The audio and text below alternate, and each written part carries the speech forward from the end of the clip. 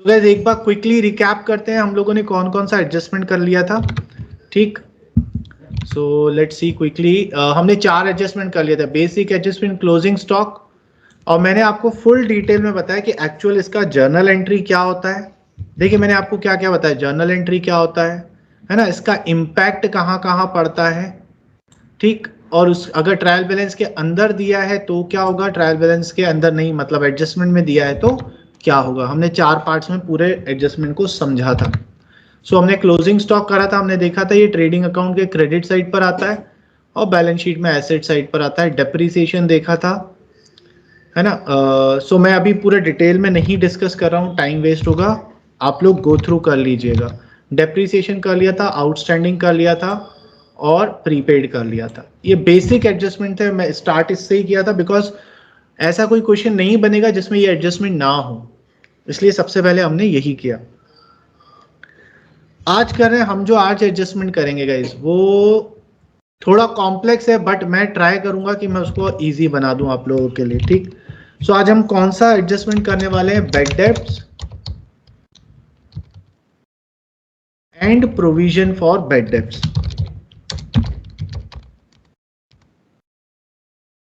एक एक करके समझते हैं कि ये होता क्या है और क्यों ये एडजस्टमेंट कॉम्प्लेक्स है, उसके बारे में भी हमें फिर समझ में आ जाएगा। सो गाइज वही जो हमने डिस्कस जिस सीक्वेंस में कर रहे थे उसी सीक्वेंस में करते हैं। बैड डेब्ट से स्टार्ट करते हैं। गाइज बैड डेब्ट्स का नेचर क्या होता है, asset liability loss, very good. तो ये क्या होता है, लॉस होता है, ठीक। कोई मुझे बैड डेब्ट्स की जर्नल एंट्री बता सकता है कि इसकी जर्नल एंट्री क्या होगी। बैड डेब्ट्स डेबिट, क्यों बैड डेब्ट्स डेबिट होता है, क्योंकि बैड डेब्ट्स एक लॉस है सर, इसलिए डेबिट हो गया। बैड डेब्ट्स से जब लॉस होता है तो कौन से एसेट पे फर्क पड़ता है, कैश, डेटर्स। किस पे फर्क पड़ता है, डेटर्स पे। सर डेटर्स पे क्या फर्क पड़ता है, डेटर्स रिड्यूस हो जाते हैं, है ना। मैंने कुछ लोगों को क्रेडिट सेल्स करा, मुझे टोटल 10,000 रुपए लेने थे उनसे, लेकिन 1000 का बैड डेब्ट्स हो गया, तो अब मुझे कितना पैसा मिलेगा, 9000। मींस मेरे डेटर्स जो 10,000 के थे वो 1000 पर आ गए। सो अगर मैं इसकी जर्नल एंट्री बनाना चाहूं तो क्या होगी, बैड डेब्ट्स अकाउंट डेबिट और टू क्रेडिट क्या हो जाएगा, टू डेटर्स अकाउंट। इसका इम्पैक्ट क्या पड़ता है, इसका इम्पैक्ट ये पड़ता है कि मेरा लॉस जो है इंक्रीज हो जाता है और मेरे जो डेटर्स हैं जिनको हम एसेट बोलते हैं वो हमारे डिक्रीज हो जाते हैं।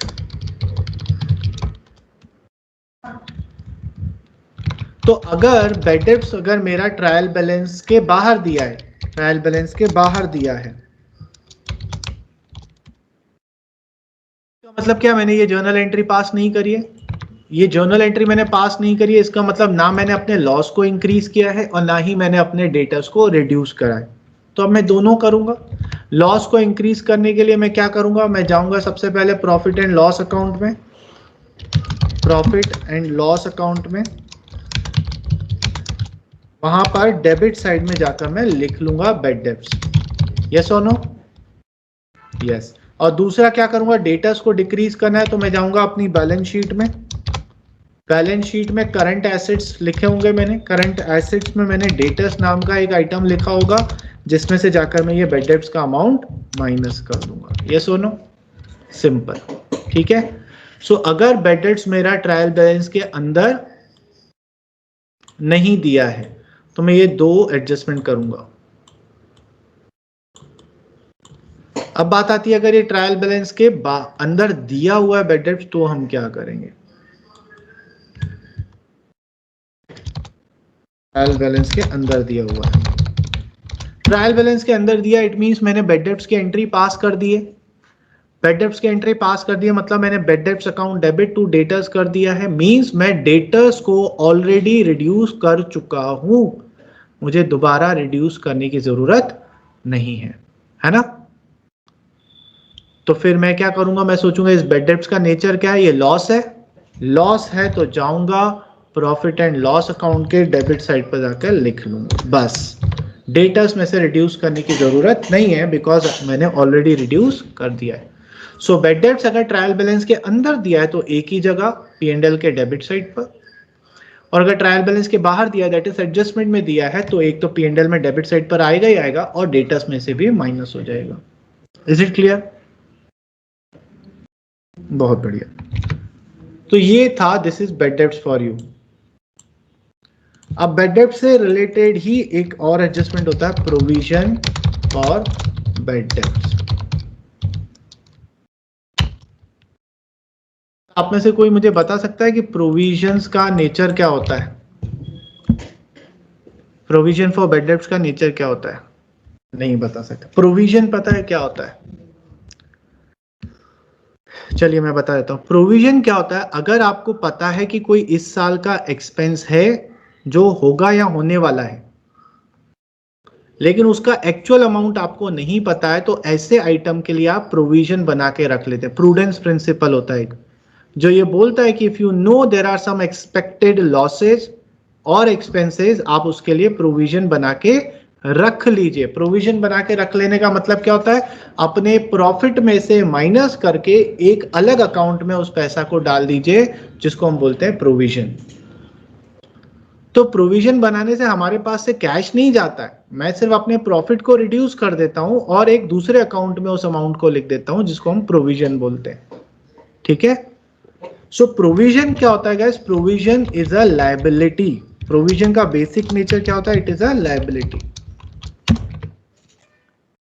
क्यों लायबिलिटी है? क्योंकि आपने एक एक्सपेंस ऐसे एक्सपेंस के लिए बनाया है जो आपने अभी तक पे नहीं किया है। ये समझ में आया? सो प्रोविजन का बेसिक नेचर क्या है? लायबिलिटी। तो मैंने आपको क्या बताया कि प्रोविजन कैसे बनाते हैं? प्रॉफिट को माइनस करके प्रोविजन को इंक्रीज कर दो। सो अगर इसकी जर्नल एंट्री मुझे करनी पड़े तो इसकी जर्नल एंट्री मैं क्या करूंगा? प्रॉफिट को माइनस करूंगा, मतलब प्रॉफिट को कम करना है तो प्रॉफिट एंड लॉस अकाउंट को डेबिट कर दूंगा और प्रोविजन क्रिएट करूंगा। प्रोविजन लायबिलिटी है इसलिए प्रोविजन को क्रेडिट कर दूंगा। ठीक है? सो ये जर्नल एंट्री है। अब इसका इफेक्ट देखिए, इसका इफेक्ट ये है कि मेरा प्रॉफिट जो है वो कम हो रहा है, इसको ऐसे भी बोल सकते हैं लॉस इंक्रीज हो रहा है, और दूसरा क्या हो रहा है? मेरी लायबिलिटी भी इंक्रीज हो रही है।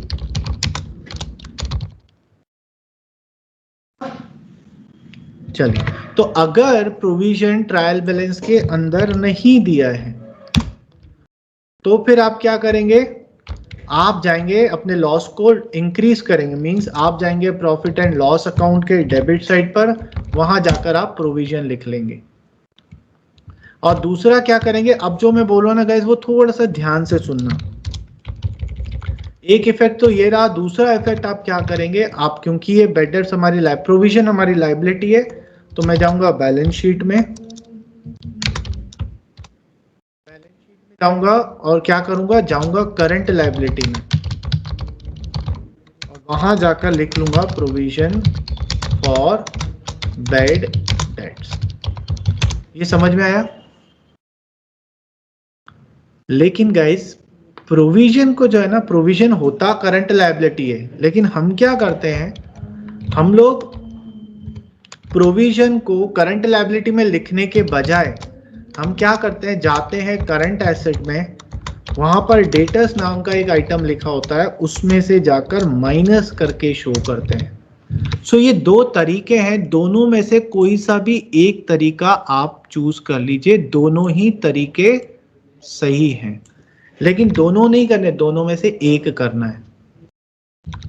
Now the question is, sir इसको डेटर्स में से क्यों माइनस करते हैं? ये डेटर्स को तो रिड्यूस कर नहीं रहे, तो डेटर्स में से माइनस क्यों कर रहे हैं? गाइस, डेटर्स में से माइनस नहीं करते हैं, डेटर्स में से माइनस करके शो करते हैं हम लोग। तो सर शो भी क्यों कर रहे हैं? बिकॉज ये प्रोविजन जो है वो आपने किसके ऊपर बनाया है? डेटर्स के ऊपर बनाया है। तो हमने क्या पढ़ा था कि हमको अकाउंटिंग इंफॉर्मेशन यूजर को कुछ इस तरीके से देनी चाहिए कि उसको सारी चीजें प्रॉपरली अंडरस्टैंडेबल हो। तो ये प्रोविजन इस डेटर्स से ही रिलेटेड है, इसलिए हम क्या करते हैं? इसको डेटर्स में से माइनस करके शो करते हैं। देखिए, मैं अगर यहां पर एक बैलेंस शीट बनाऊं, एक छोटी सी बैलेंस शीट बनाता हूं, लायबिलिटीज अमाउंट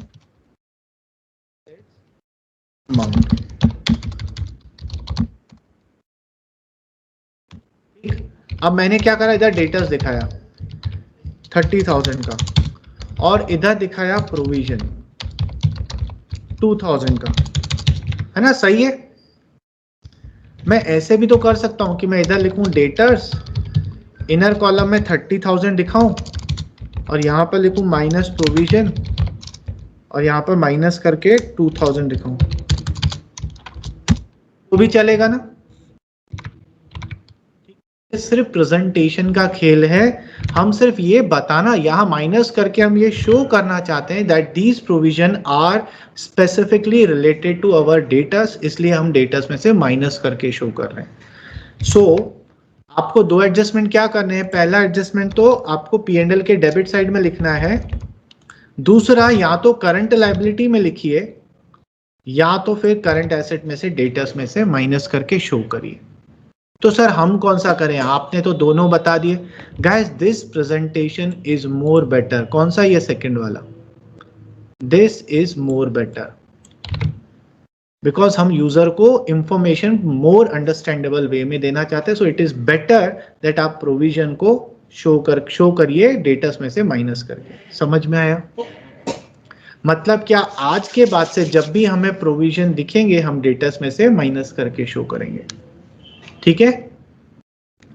नाउ गाइस थोड़ा सा अब कॉम्प्लेक्सिटी क्या है, कॉम्प्लेक्सिटी ये है कि मैंने जो आपको एडजस्टमेंट बताया है, ये एडजस्टमेंट अगर बेड डेब्ट्स है क्वेश्चन में तो हम ये वाला एडजस्टमेंट करेंगे, अगर प्रोविजन है क्वेश्चन में तो हम ये वाला एडजस्टमेंट करेंगे।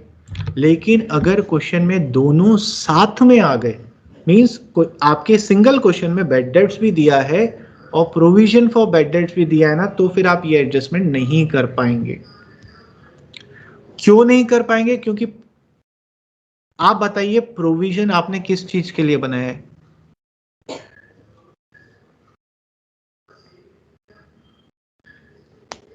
प्रोविजन आपने किस चीज के लिए बनाया है? सर बैड डेट्स के लिए। बैड डेब्ट्स के लिए, ठीक है ना। तो प्रोविजन होता क्या है, आपने अलग से फंड निकालकर अलग से रख दिया है। तो अगर आपने फंड अलग से निकाल दिया है बैड डेब्ट्स के लिए और किसी दिन एक्चुअल में बैड डेब्ट्स हो जाते हैं, तो उस बैड डेब्ट्स को मैं प्रॉफिट एंड लॉस में से माइनस करूं या इस प्रोविजन में से माइनस करना चाहिए?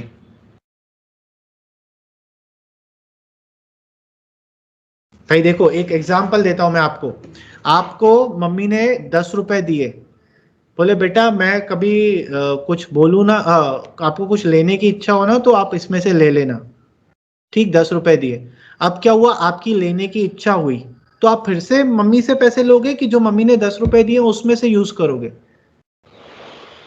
तो मम्मी ने दिए, जो मम्मी ने दिए। तो ये प्रोविजन है क्या? प्रोविजन यही तो है, हमने प्रॉफिट में से पैसा निकाल के अलग से पहले ही रख लिया है बैड डेब्ट्स के लिए। तो जब एक्चुअल में बैड डेब्ट्स हो जाएंगे तो प्रॉफिट एंड लॉस में डालें इस बैड डेब्ट्स को कि प्रोविजन में से माइनस करें?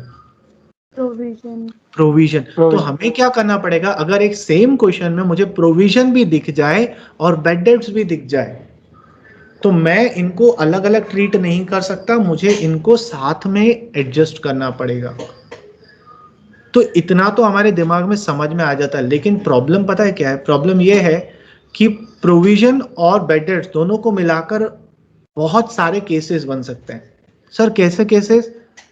केस नंबर 1, ट्रायल बैलेंस के अंदर बैड डेब्ट्स दिया है और कुछ भी नहीं दिया, ना प्रोविजन दिया है ना कुछ दिया है, पहला केस। दूसरा case, provision for bad debts दिया है ट्रायल बैलेंस के अंदर और कुछ भी नहीं दिया।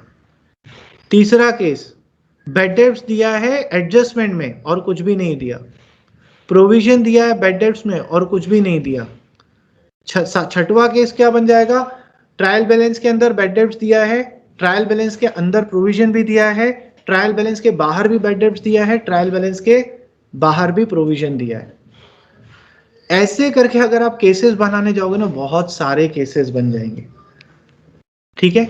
तो इसलिए मैंने क्या करा, अगर किसी क्वेश्चन में आपको बैड डेब्ट्स और प्रोविजन फॉर बैड डेब्ट्स साथ में दिख जाए तो आपको कुछ नहीं सोचना है, एक सिंगल फॉर्मूला यूज करना है।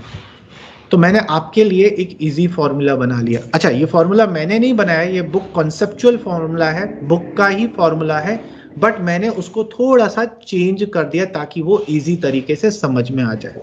ठीक है, so now what we are going to learn, ध्यान से सुनिएगा, हम ऐसे केसेस लर्न कर रहे हैं जहां पर bed debts and provisions for bed डेब्ट इन सेम क्वेश्चन, है ना, सेम क्वेश्चन में बोल रहा हूं, चाहे वो ट्रायल बैलेंस के अंदर आ जाए या ट्रायल बैलेंस के बाहर आ जाए। अगर किसी क्वेश्चन में आपको ये दोनों साथ में दिख रहे हैं तो अब जो मैं बता रहा हूं आप वो करिएगा, आपको कभी डिफिकल्टी नहीं होगी। ठीक है, ये समझ में आ गया कि क्या सिखा रहा हूं मैं अभी? ग्रेट। अब गाइस ध्यान रखिएगा, मैं अभी आपको क्या बता रहा हूं, पहले मैं आपको बता रहा हूं आप क्या करोगे, रट लेंगे, फिर हम उसको समझेंगे कि हमने ऐसा क्यों किया। सो गाइस, जैसे ही क्वेश्चन में आपको ये दोनों दिख जाएं, चाहे कहीं पर भी हो, ट्रायल बैलेंस के अंदर हो, ट्रायल बैलेंस के बाहर हो, तो आप क्या करेंगे, आप जाएंगे अपने वर्किंग नोट में, बैलेंस शीट के नीचे हम वर्किंग नोट्स बना रहे होंगे, वहां पर जाकर एक आप फॉर्मूला लिख लोगे। क्या फॉर्मूला लिखोगे? Old provisions minus new provision minus old bad debts minus new bad debts.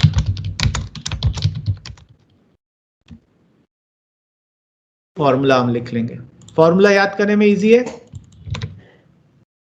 ठीक है, पहले क्या है, provision provision, bed debts, old new. ठीक है, देखिए, old provision, new provision, old bad debts, new bad debts, याद करने में इजी है। ठीक है, चलिए, तो ये फॉर्मूला लिख लेंगे, इस फॉर्मूले में कुछ अमाउंट्स आएंगे, फिर उन अमाउंट्स का फाइनल आंसर निकालोगे, तो जो फाइनल आंसर आएगा वो या तो प्लस में आएगा या तो फिर वो माइनस में आएगा। यस और नो? अगर आंसर माइनस में आता है तो आप क्या करेंगे, प्रॉफिट एंड लॉस अकाउंट के डेबिट साइड पर चले जाएंगे, वहां पर आप क्या करेंगे, इस अमाउंट को लिख लेंगे जो फाइनल आंसर आए, किस नाम से लिखेंगे, प्रोविजन फॉर बेड डेब्ट्स के नाम से लिख लेंगे। और अगर आंसर माइनस में आता है तो भी आप प्रॉफिट एंड लॉस में ही जाएंगे, लेकिन इस बार कौन से साइड पर जाएंगे, क्रेडिट साइड पर, वहां पर भी आप क्या करेंगे, इसी नाम से लिख लेंगे, प्रोविजन फॉर बेड डेब्ट्स के नाम से। मींस अगर इस फॉर्मूले का आंसर माइनस में आता है तो आपको प्रॉफिट एंड लॉस के डेबिट साइड पर जाना है, और अगर प्लस में आता है तो प्रॉफिट एंड लॉस के क्रेडिट साइड पर जाना है। ये समझ में आया? मैं पूरा कॉन्सेप्ट भी बताऊंगा कि ये फॉर्मूला कैसे बना, क्यों बना और क्यों यूज कर रहे हैं। ठीक, सो हम क्या करेंगे, जैसे ही दोनों दिखे हम ये फॉर्मूला लिख लेंगे वर्किंग नोट में, अमाउंट्स पुट करेंगे, प्लस आया तो क्रेडिट पे, माइनस आया तो डेबिट पर। बट उसके पहले सबसे बड़ा क्वेश्चन ये है कि सर ये ओल्ड क्या है और न्यू क्या है ना? तो ये ओल्ड का मतलब क्या है, old means which is given in the trial balance. तो मैं इसको ओल्ड क्यों बोल रहा हूं, क्योंकि इसकी जर्नल एंट्री हम ऑलरेडी पास कर चुके हैं, इसलिए मैं इसको ओल्ड बोल रहा हूं। और न्यू का मतलब क्या है, which is given in additional information. इसको मैं न्यू क्यों बोल रहा हूं, क्योंकि इसकी हमने अभी तक रिकॉर्डिंग ट्रांजैक्शन नहीं किया है, जो हमें अब करना है। सो ओल्ड मतलब जो ट्रायल बैलेंस के अंदर दिया है, न्यू मतलब जो ट्रायल बैलेंस के बाहर दिया है। समझ में आया? समझ में आया? ठीक, अब गाइस थोड़ा सा और ध्यान देंगे, बहुत सारी चीजें बता रहा हूं लेकिन एंड में सारी चीजें क्लियर हो जाएंगी।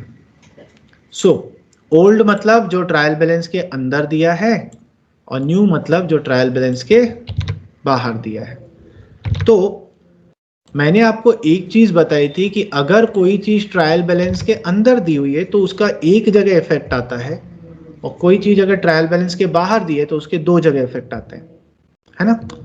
तो जो ओल्ड होगा, जैसे ओल्ड प्रोविजन मतलब ऐसा प्रोविजन जो ट्रायल बैलेंस के अंदर दिया हुआ है, तो उसका एक ही इफेक्ट देना है। कहां पर इफेक्ट देंगे, आप बस यहां लिख देंगे, इस फॉर्मूले में, और किसी अकाउंट में लिखने की जरूरत नहीं है। फिर न्यू प्रोविजन है ना, तो इसके दो जगह इफेक्ट होंगे, एक तो इस फॉर्मूले में लिखेंगे और एक दूसरा एडजस्टमेंट भी होगा। वो क्या एडजस्टमेंट होगा?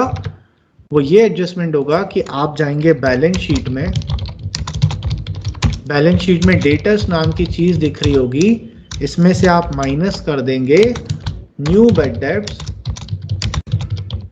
और आप इसमें से माइनस कर देंगे न्यू प्रोविजन। मतलब ये है कि अगर ओल्ड प्रोविजन दिया हुआ है तो मैं सिर्फ यहां पर लिखूंगा फॉर्मूले में, और ओल्ड बैड डेब्ट्स दिया है तो भी मैं उसको यहां लिखूंगा फॉर्मूले में और कहीं नहीं लिखूंगा। लेकिन अगर न्यू बैड डेब्ट्स है तो इस फॉर्मूले में तो लिखूंगा ही लिखूंगा, प्लस एक और जगह लिखूंगा, और वो दूसरी जगह कौन सी है? वो ये रही, डेटर्स में से माइनस करके शो करना है। ऐसे ही अगर न्यू प्रोविजन है तो आप इस फॉर्मूले में तो लिखेंगे प्लस एक और जगह एडजस्टमेंट होगा, और वो जगह कौन सी है? वही डेटर्स में से माइनस करना। दोनों चीजें डेटर्स में से माइनस होंगी। समझ में आया? सर एक बार फिर से बताऊंगा मैं। चलिए, तो ये पूरा केस अब हमारा हो गया। तो मैंने आपको क्या बोला? चलिए फिर से देखते हैं। मैंने आपको बोला अगर किसी क्वेश्चन में आपको ये दोनों चीजें साथ में दिख जाए, जाइएगा वर्किंग नोट में और पहली फुर्सत में फॉर्मूला लिख लीजिएगा। क्या लिखेंगे? Old provision. अब इसके साथ कोई साइन नहीं है, मतलब ये प्लस में है ओल्ड प्रोविजन, ठीक है। Old provision minus new provision minus old bad debts minus new bad debts. ये फॉर्मूला पहले ही लिख के रख लीजिएगा।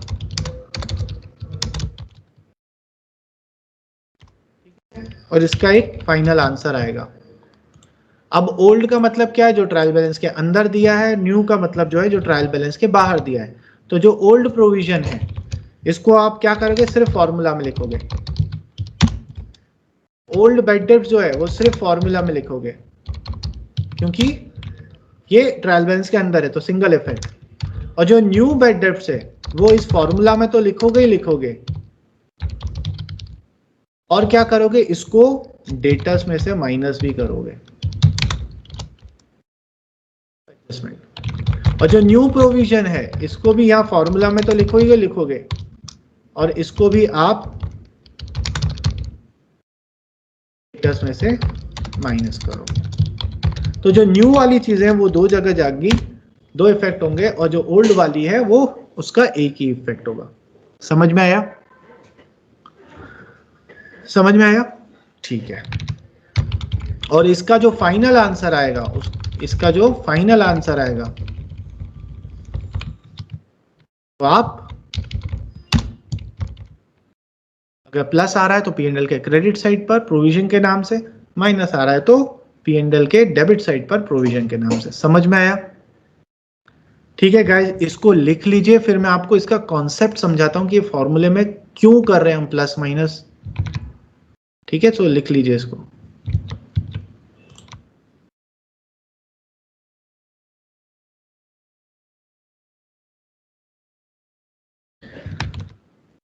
ये फॉर्मूला तो समझ लिया।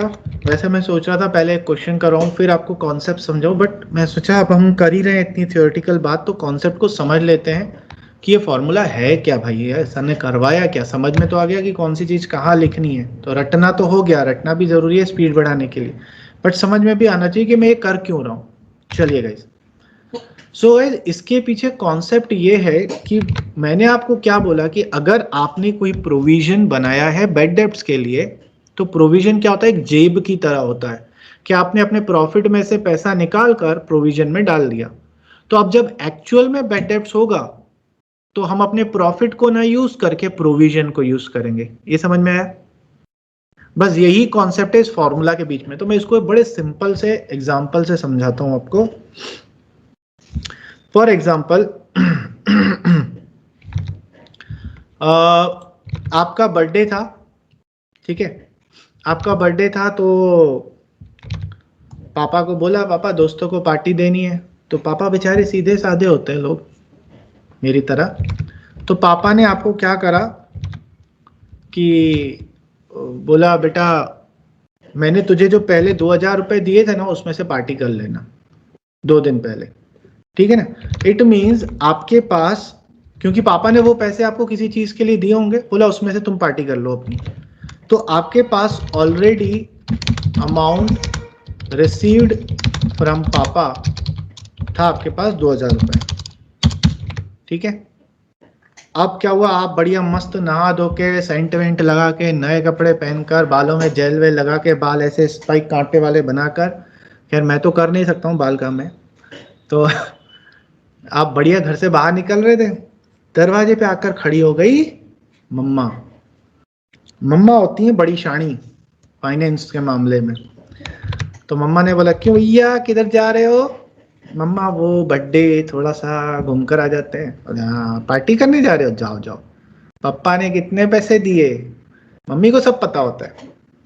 तो मम्मी वो ये सुनो बेटा, जितने भी पैसे दिए हो, जब घर वापस आओगे ना तो आपकी जेब में 500 रुपए होने ही चाहिए।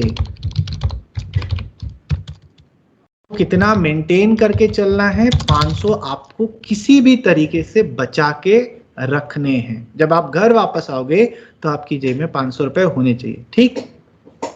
चलिए, अब आपने सोचा कि मम्मी ने भी छोड़ दिया, चलो चलते हैं। अब जैसे ही आप पार्टी देने गए, तो पार्टी देने की बारी आई तो एक दोस्त ने आपको बोला सुन भाई, तूने मुझसे 300 रुपए पहले उधार लिए थे, पहले वो चुका दे, ठीक है ना। तो ओल्ड ड्यूज 300 रुपए। फिर आपने पार्टी करी। पार्टी करते वक्त आपके दिमाग में कुछ ही नहीं था, एक ही काम था, पार्टी करना है। तो पार्टी करी आपने, मस्त अल्बेक से चिकन मंगवाया, ट्विस्टर मंगवाया, है ना, सोडा वोडा मंगवाई, फिर इधर उधर मूवी वूवी भी देखने गए, मजा आ गया। तो आपने एक्सपेंसेस करे, फर्दर एक्सपेंसेस, ठीक है। आपने एक्सपेंसेस कर लिए, समझिए फॉर एग्जांपल 1400 के, ठीक है। तो आपको टेंशन नहीं थी, चलो मैंने दोस्त के 300 भी चुका दिए, मैंने 1400 का खर्चा भी कर लिया, तभी भी मेरे जेब में 300 रुपए बचे हैं, है ना। तो आपने क्या करा, आपने बोला सुनो भाई, क्या करते हैं, -300 हो गया, -1400 हो गया। अब मेरे पास बचे कितने, 200 में से 1700 गए, 300 रुपए बच गए। बड़ी खुश होकर हम घर पर आ रहे थे, लेकिन घर पे पहुंचने से पहले चेहरे के सामने एक शक्ल आ गई। किसकी थी वो? मम्मा की, ठीक है ना। मम्मा ने क्या बोला था, सुन बे, घर आएगा ना जेब में 500 रुपया होने का, ठीक है। अब मेरी जेब में कितने हैं, 300 रुपए। तो अब कितने की कमी पड़ गई, 200 रुपए की। ये 200 रुपए की कमी कैसे हुई, ये आपको कैसे पता चला? आपने बोला सर 300 रुपए हैं, 500 मेंटेन करके चलने, तो यहां से आपको पता चल गया भैया 200 रुपए कम है। अब क्या करें? तो ऐसे टाइम में काम एक ही आदमी आता है, पप्पा, ठीक है ना। पप्पा जी, पापा वो सुनो ना यार, मेरा बर्थडे था यार, पापा बर्थडे पे मैं पार्टी भी नहीं करूंगा, बताओ ना, ये वो 10 बातें सुना दी। पापा ने बोला बेटा क्या हुआ बताओ। पापा और मम्मी ने बोला था 500 रुपए बचा के रखना, तो तूने पूरे खर्च कर दिए? अरे नहीं पापा, मैं बहुत अच्छा बच्चा हूँ, 300 रुपए बचाए। पापा बेचारे सीधे साधे, अरे मेरा बेटा बचा कर आया, मुझे तो उम्मीद ही नहीं थी। तो बोला ठीक है बेटा, चल 200 रुपए और ले ले। तो 200 रुपए कहाँ से लिया आपने? पप्पा से ले लिए। और जब मम्मी आई, बेटा मम्मी है 500 रुपए, टेंशन नको लेने का, मैं बहुत अच्छा बच्चा हूँ, ठीक है। तो हुआ क्या आपके पास पैसे थे, आपने यूटिलाइज करा और 500 रुपए मेंटेन भी कर लिए। सो आपने क्या करा, 2000 आपके पास जो थे, या इसको हम बोल देते हैं ओल्ड प्रोविजन, जो आपने ऑलरेडी बना के रखे हुए हैं, इसमें से माइनस करें आपने पुराने ड्यूज, जिसको हम मान लेते हैं ये ओल्ड बैड डेब्ट्स हैं।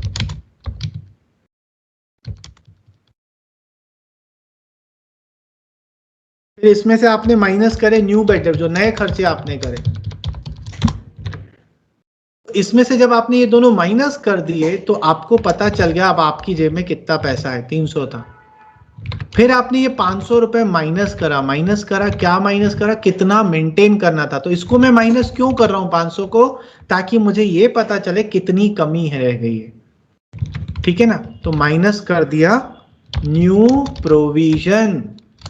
ये जो 500 है, प्रोविजन का मतलब क्या, मेंटेन करके चलना है इतना, so this is new provision. तो आपका आंसर माइनस में आया है, माइनस में आया मतलब पप्पा से मांगना पड़ेगा। हमारे पप्पा कौन होते हैं अकाउंट्स में, profit and loss. Profit and loss को हम पप्पा अकाउंट बोलते हैं। खर्चा होगा तो भी पप्पा बियर करेंगे, इनकम होगी तो भी पप्पा को वापस करना पड़ेगा। ठीक है, सो यही बस यही कॉन्सेप्ट था कि मेरे पास ओल्ड प्रोविजन है। देखिए इसमें से मैंने ओल्ड बेड डेब्ट्स भी माइनस कर दिया, क्योंकि अगर बेड डेब्ट्स हो रहे हैं तो प्रोविजन का ही यूटिलाइज करूंगा, चाहे वो ओल्ड बेड डेब्ट्स हो चाहे वो न्यू बेड डेब्ट्स हो, इन्हीं प्रोविजन में से माइनस करूंगा। और ये न्यू प्रोविजन मैंने क्यों माइनस करा, ताकि मुझे ये पता चल सके कि मेरे पास बचा कितना है। ठीक है, वैसे तो देखो यहाँ क्या हो रहा है, यहाँ न्यू प्रोविजन ऑर्डर में नीचे आ रहा है। मैंने फॉर्मूले को थोड़ा इजी याद करने में इजी हो सके इसलिए मैंने प्रोविजन पहले ले लिया, बेड डेब्ट्स बाद में ले लिया, तो याद करने में इजी हो जाता है। सो कॉन्सेप्ट समझ में आया। कॉन्सेप्ट क्या बोलता है, भैया आपके पास जो प्रोविजन है ना, उसमें से जब बेड डेब्ट्स होता है तो आप इसी में से माइनस करो, अलग से प्रॉफिट एंड लॉस में लिखने की जरूरत नहीं है। उसके बाद आप देखो कितना मेंटेन करना है वो भी माइनस कर दो, तो आपको पता चल जाएगा कितनी कमी है। तो अगर कमी है तो प्रॉफिट एंड लॉस में से ले लो, और अगर ज्यादा बच जाता है, जैसे फॉर एग्जांपल आपके फर्दर एक्सपेंसेस 1100 ही होते, तो आप यहां माइनस 1100 करते तो आपके पास 600 बच जाता। 600 बच जाता और मम्मी ने बोला था 500 मेंटेन करो, मतलब जेब में 100 रुपए ज्यादा है। तो पापा अपने भले सीधे साधे लेकिन पैसों के मामले में टाइट रहते हैं, बोलते हैं बेटा 500 रुपए मम्मी ने बोला था ना, 600 बचे, चल 100 रुपए वापस ला। तो ये 100 रुपए अगेन आपको पापा को वापस करने पड़ेंगे। तो पापा को वापस करना पड़ेगा मतलब प्रॉफिट बढ़ जाएगा, तो इसलिए प्रॉफिट के क्रेडिट साइड पर लिख लिया। कमी पड़ रही थी तो पापा से ले लिया, प्रॉफिट एंड लॉस में डेबिट कर दिया। So the concept behind this formula is that we have to utilize the provision which we have already created. So हमने इसलिए दोनों bad debts, old bad debts और न्यू बेड डेब्ट्स दोनों minus कर दिए, and so as to calculate the deficiency amount, कितने की कमी पड़ रही है हम उसमें से न्यू प्रोविजन भी माइनस कर देते हैं, तो हमें पता चल जाता है कि कितना और जरूरत है। ठीक है, समझ में आ गया, बहुत बढ़िया। सो गाइज क्या करना है आपको, किसी भी क्वेश्चन में 99% क्वेश्चन ऐसे होते हैं जिसमें आपको एक सिंगल क्वेश्चन में प्रोविजन और बेड डेब्ट्स दोनों दिख जाते हैं। सो सिंपल काम करिएगा, जाइएगा वर्किंग नोट में, फॉर्मूला पुट कर दीजिएगा और जो आइटम जहां आना है उसको वहां लिख देंगे, आंसर आ जाएगा। So let's do it. एक ऐसा क्वेश्चन करते हैं जिसमें हमको ये सारी चीजें मिले। विवान क्लियर है, ये हमको इन्होंने कहानी दे दी। सो गाइज अब आप क्या करिए, सबसे पहले तो हम लोग देख लेते हैं कहाँ कहाँ एडजस्टमेंट है और वहां टिक कर देते हैं, और उसके बाद आप एक बहुत बढ़िया सा फॉर्मेट बना लीजिएगा। सो डेप्रीसिएशन है किस पे, मोटर व्हीकल पर है। सो मोटर व्हीकल पे डेप्रीसिएशन है हमारा, फर्नीचर पे डेप्रीसिएशन है, बिल्डिंग पे नहीं है। फिर इंटरेस्ट, ये इंटरेस्ट दिया, इसमें हमारे पास एडजस्टमेंट है। इंश्योरेंस, इसमें एडजस्टमेंट है हमारा। देन डेटर्स के ऊपर एडजस्टमेंट है, बेड डेट्स में तो ऑब्वियसली होगा ही होगा, और क्लोजिंग स्टॉक। ठीक, और आप देख लीजिए इस क्वेश्चन में हमें यहां देखिए बेड डेट्स भी दिख गया, और हमें बेड डेट्स नीचे भी है और प्रोविजन, मतलब इस क्वेश्चन में प्रोविजन और बेड डेट्स दोनों साथ में दिया है, मींस वो फॉर्मूला वाला हम करेंगे। ठीक, अब फॉर्मेट बना लीजिए, मैं भी बना लेता हूं।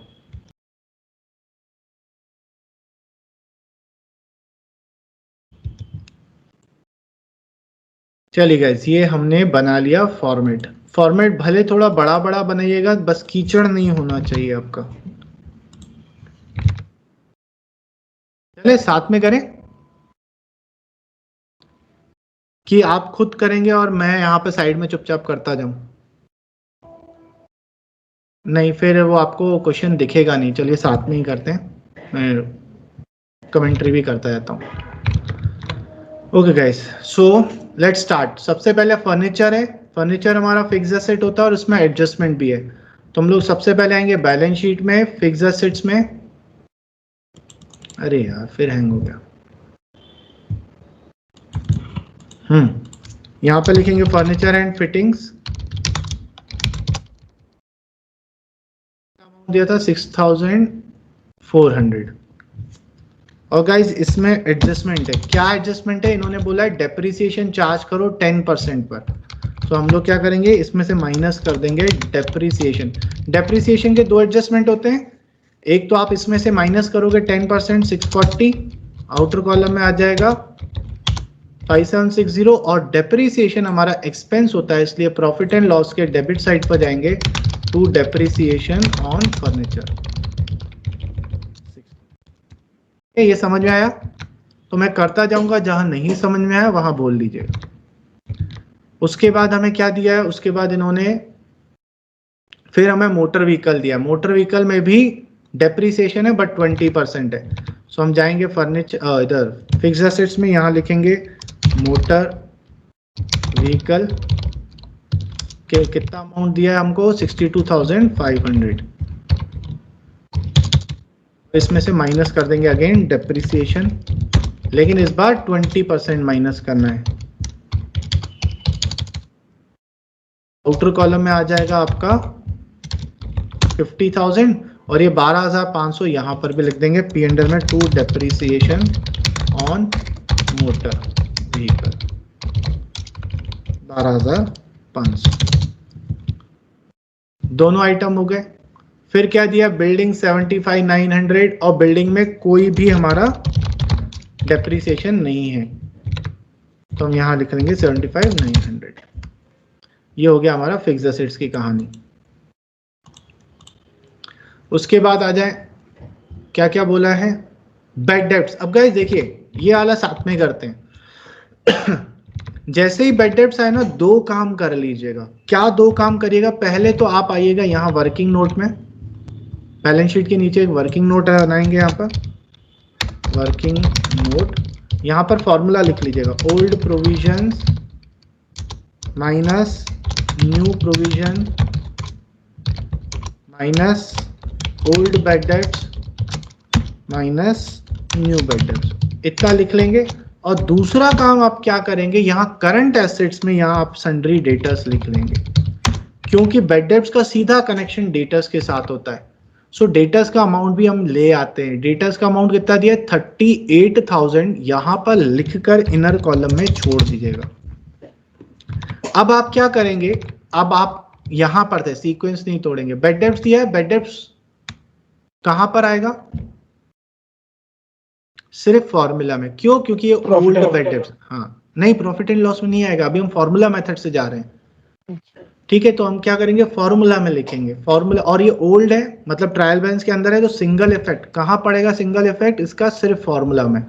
तो हम यहां पर ये देखिए ओल्ड बैड डेब्ट लिखा है, यहां पर आप लिख लेंगे -1250, और कहीं लिखने की जरूरत नहीं है। फिर इससे रिलेटेड एडजस्टमेंट भी ढूंढ लेते हैं। गाइस ध्यान से देखो क्या बोला है, further bad debts. Further bad debts मतलब न्यू बैड डेब्ट्स, और बैड डेब्ट्स हो गए। तो न्यू बैड डेब्ट्स के दो एडजस्टमेंट होंगे, कौन कौन से? पहला तो आप इस फॉर्मूला में लिखोगे न्यू बैड डेब्ट्स यहाँ -100, और दूसरा ये डेटर्स जो हैं इसमें से जाकर माइनस भी कर दोगे -100। तो आपके पास बच कितने गए अब, 37,900। ये समझ में आया? दो इफेक्ट होंगे, जो एडजस्टमेंट में दिया है उसके दो इफेक्ट। ठीक, फिर आगे क्या बोल रहा है, create a provision of 5% on debtors. आपके जो डेटर्स हैं उसके ऊपर 5% का प्रोविजन बनाओ। तो आपके डेटर्स 38,000 हैं या 37,900 है?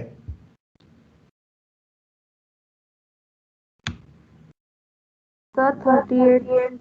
37,900, क्योंकि 38 तो थे, सो तो बैड डेब्ट्स हो गए। तो जो बैड डेब्ट्स हो गए उसके ऊपर प्रोविजन क्यों बनाएंगे? प्रोविजन तो उनके ऊपर बनाते हैं जो डाउटफुल हो। 100 वाला तो एक्चुअल बैड डेब्ट्स था जिसके कारण डेटर्स रिड्यूस हो गए। सो जो 37,900 है इसके ऊपर आप 5% कैलकुलेट करोगे। तो ये जो 1895 आया 5% कैलकुलेट करने के बाद, ये है हमारा न्यू प्रोविजन। ये समझ में आया?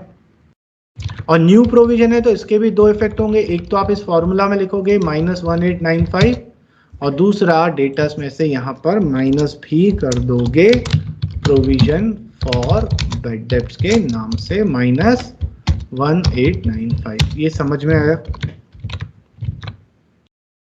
ठीक है, चलिए अब देखें कोई और एडजस्टमेंट दिया है क्या?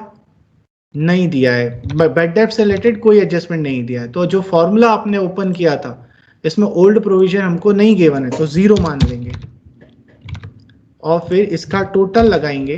टोटल लगाएंगे तो आंसर देखिए आपका माइनस में आ रहा है, 3245 माइनस में आ रहा है। तो क्या करेंगे, जाएंगे प्रॉफिट एंड लॉस के डेबिट साइड पर, लिखेंगे to provision for bad dates.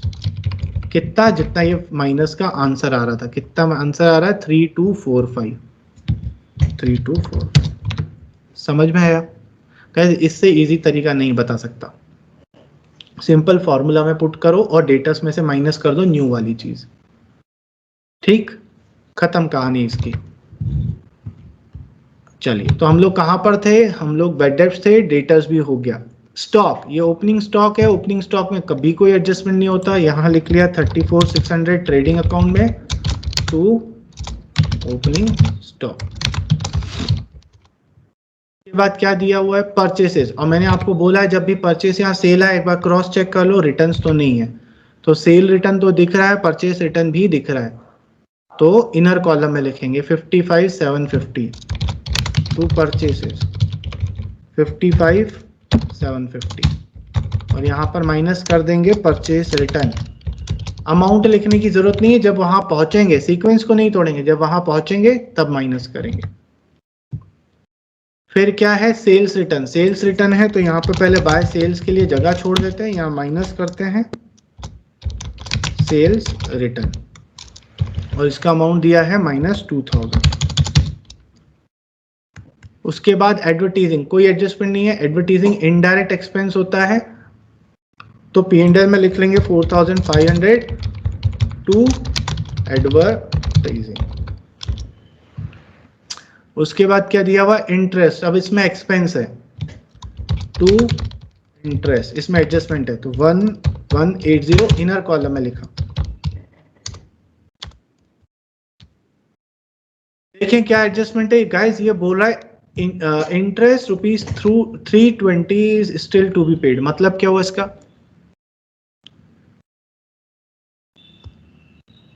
मतलब आउटस्टैंडिंग है। आउटस्टैंडिंग एक्सपेंस को बढ़ाता है कि कम करता है?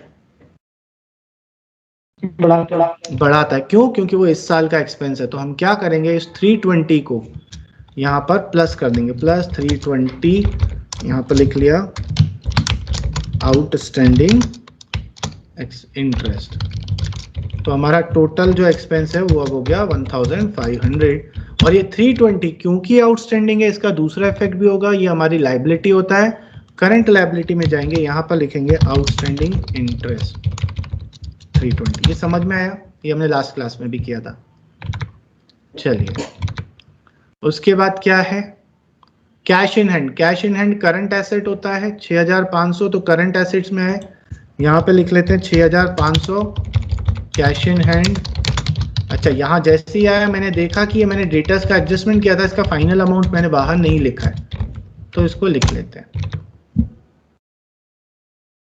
ये हो गया। अब आए ऊपर, और क्या दिया हुआ है, इंश्योरेंस। अब गाइस इंश्योरेंस में एडजस्टमेंट है और ध्यान देने वाला एडजस्टमेंट है।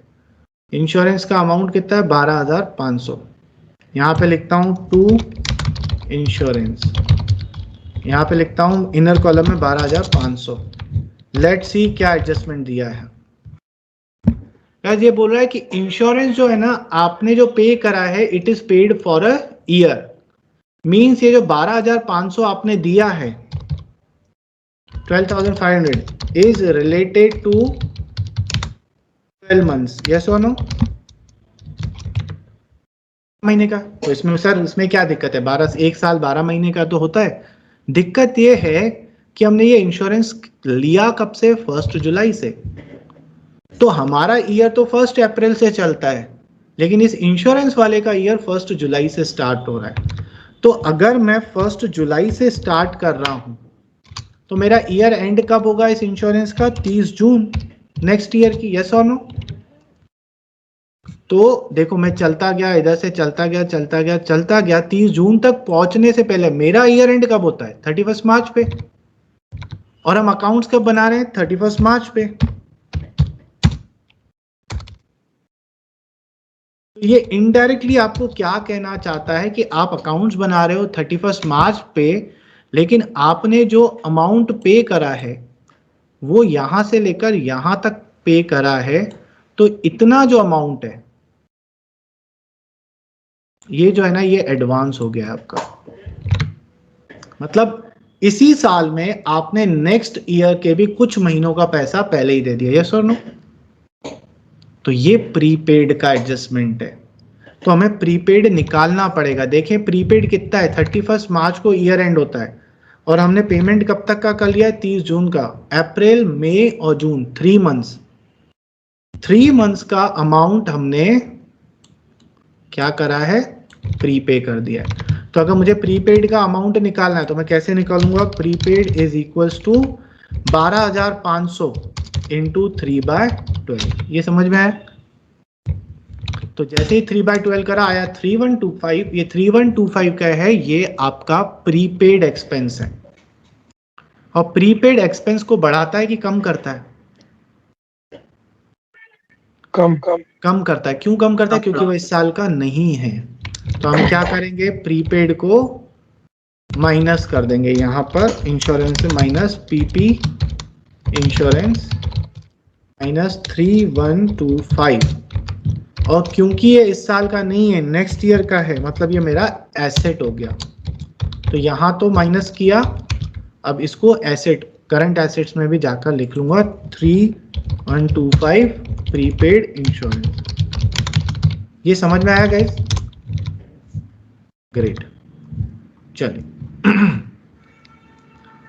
उसके बाद फोर्थ वाला एडजस्टमेंट हम ऑलरेडी कर चुके थे, नहीं अच्छा यहाँ पे थे हम अभी। फिर जनरल चार्जेस, इंश्योरेंस हो गया। जनरल चार्जेस, जनरल चार्जेस कितना है? 7820, इसमें कोई एडजस्टमेंट नहीं है। 7820 टू जनरल चार्जेस। उसके बाद क्या है? सैलरीज, इसमें भी कोई एडजस्टमेंट नहीं है। P&L में 2 सैलरीज 33,000। उसके बाद क्या दिया देखें? कैपिटल, कैपिटल इनर कॉलम में लिखते हैं हम हमेशा, बैलेंस शीट में 128,900। फिर क्या दिया हुआ है? बिल्स पेबल, करंट लायबिलिटी होता है 2000, यहाँ पे लिखिए 2000 बिल्स पेबल। उसके बाद क्या है? सन्ड्री क्रेडिटर्स, ये भी करंट लायबिलिटी होता है 25,000 सन्ड्री क्रेडिटर। के बाद क्या दिया हुआ है? सेल्स, सेल्स ट्रेडिंग अकाउंट में आ जाएगा 154,500। तो आउटर कॉलम में अब हम लिख सकते हैं 152,500। उसके बाद क्या दिया हुआ है? Bank overdraft. Gas bank overdraft क्या होता है? Negative current liability, liability. Bank balance अगर एसेट है तो बैंक ओवरड्राफ्ट लायबिलिटी होगा कौन सा? Current liability 28,500। तो यहां जाएंगे करंट लायबिलिटी में,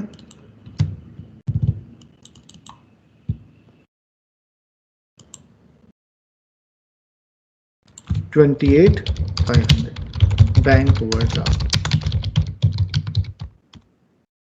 देखें क्या दिया हुआ है? परचेस रिटर्न, परचेस में से माइनस कर देंगे 1250, तो आउटर कॉलम में आ जाएगा हमारा 54,000, नहीं 54,500। फिर कमीशन, कमीशन में भी कोई एडजस्टमेंट नहीं है, लेकिन क्रेडिट है गाइस। क्रेडिट है तो इनकम है, तो हम लोग P&L के क्रेडिट साइड पे जाएंगे, यहां लिखेंगे बाय कमीशन। कितना अमाउंट दिया हुआ था? 1750। अगर आप मेरे तरीके से गए हो, मतलब बिल्कुल आइटम बाय आइटम जा रहे हो ना, तो जैसे ही आप ट्रायल बैलेंस खत्म करोगे ना, फॉर श्योर आपके लगभग सारी चीजें हो चुकी होंगी, लगभग एक आध छूटी हो। सो एक बार क्रॉस चेक कर लेते हैं, क्या ट्रायल बैलेंस में कोई भी ऐसा आइटम छूटा जो हमने नहीं किया हो ही नहीं सकता, क्योंकि हम आइटम बाय आइटम आए। फिर आ जाए देखें क्या हमने एडजस्टमेंट सारे कर लिए। पहला हमने कर लिया, ये हमने कर लिया, इंश्योरेंस कर लिया, ये कर लिया, बचा क्या? Closing stock. तो चलिए क्लोजिंग स्टॉक का एडजस्टमेंट तो हमें पता है, क्रेडिट साइड पे लिख लेंगे बाय क्लोजिंग स्टॉक 40,000 और इसको करंट एसेट्स में भी लिख लेंगे, क्लोजिंग स्टॉक 40,000 हो गया। हाँ, दिमाग वाला सारा काम कर लिया, अब मेहनत वाला काम करना है, प्लस माइनस करना, प्लस माइनस। तो अपन तो एक्सपर्ट है, अपन तो डायरेक्ट कर लेगा, आप कैलकुलेटर का यूज नहीं करेंगे। सो लेट्स सी, दिख रहा है यहाँ पे ग्रॉस प्रॉफिट आएगा 192,500 माइनस 89,100, तो हमारा जीपी आ रहा है 103,400। इसको P&L में ले आएंगे बाय ग्रॉस प्रॉफिट 103,400।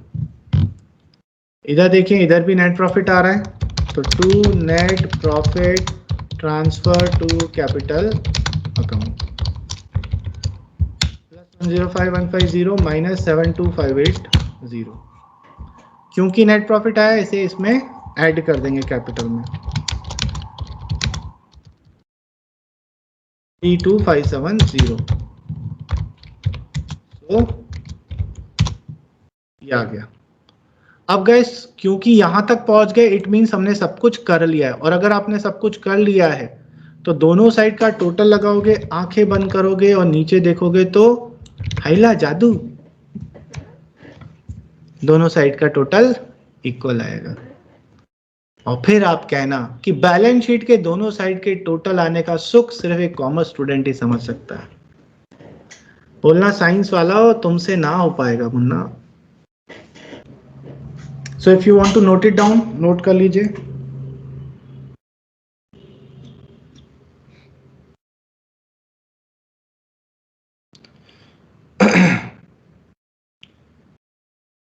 ठीक है, तो आज की क्लास हम लोग यहीं पे ही खत्म करते हैं। ओके गाइस, चलिए आज के लिए बंद करते हैं। जय श्री राम।